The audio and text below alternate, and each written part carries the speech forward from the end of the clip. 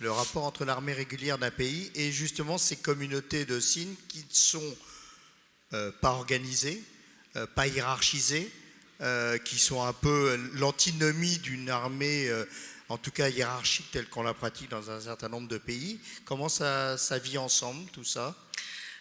Alors il y a plusieurs choses, je pense que beaucoup d'entre vous ont entendu parler de l'IT Army of Ukraine, donc là on n'était pas sur de l'OSINT mais on était sur des volontaires qui rentraient dans ce format d'armée donc, en technique de l'information pour essayer de mener des attaques, alors pour le coup des cyberattaques contre la Russie ou les intérêts russes, et on voit que là-dessus on a eu aussi un souci qui a été double, le recrutement, comment vérifier le recrutement, donc là on a fait des systèmes de cloisonnement en testant au fur et à mesure, en revérifiant. Et même comme ça, on a pu avoir des soucis, mais ça a aussi posé un autre problème qui, pour le coup, est juridique, puisque vous participez à des actions de guerre sans avoir un statut militaire.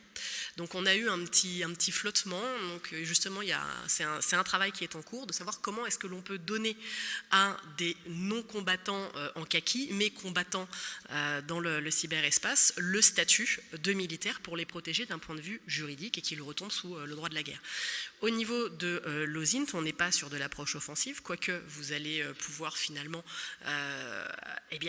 s'aborder des éléments qui vont être donnés, qui font partie d'un plan global, militaire et stratégique, c'est tout l'enjeu. Encore une fois, l'avantage qu'a l'Ukraine, c'est qu'elle jouait à domicile et que le conflit, ça fait 9 ans.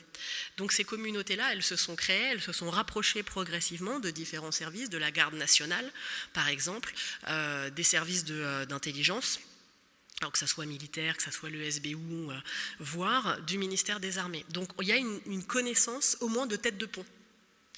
Ce qui leur permet de ne pas avoir l'ensemble de la nébuleuse, mais d'avoir un moyen d'entrée et un point de confiance à ce niveau-là. Mais même là, c'est pour eux un véritable enjeu, notamment pour les autres ministères, puisqu'il y a un véritable intérêt, et cet intérêt, il va être aussi économique, puisque ce que l'on sait, c'est que vous avez aussi des moyens d'arriver à faire de l'entrisme dans des structures économiques, d'aller faire du rachat, d'aller récupérer énormément de choses, voire d'aller tout simplement faire du sabotage d'entreprise. Et ça, vous avez différentes façons de le faire, et récupérer des éléments en OSINT pour savoir qui, quoi, où, comment, pourquoi, peut vous permettre de limiter ce genre d'action. Mais c'est une de leurs grosses questions, ce sur quoi ils sont en train de travailler, ne serait-ce que sur formaliser les demandes qui pourraient être faites par les organes gouvernementaux. Et c'est un des points qu'eux sont en train de lever. Et quelque part, ils essuient les plâtres. On avait vraiment parlé d'un laboratoire à ciel ouvert pour les opérations d'influence à partir de 2014-2015. C'était les mots de l'OTAN encore. On le voit encore ici.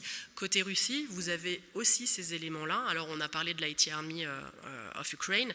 Vous aviez Killnet de l'autre côté, qui sont des réseaux de volontaires. On arrive à voir que certains ont plus ou moins été initiés par soit le GRU, soit le FSB. Mais ils ont les mêmes enjeux. Ils ont les mêmes enjeux d'entrisme.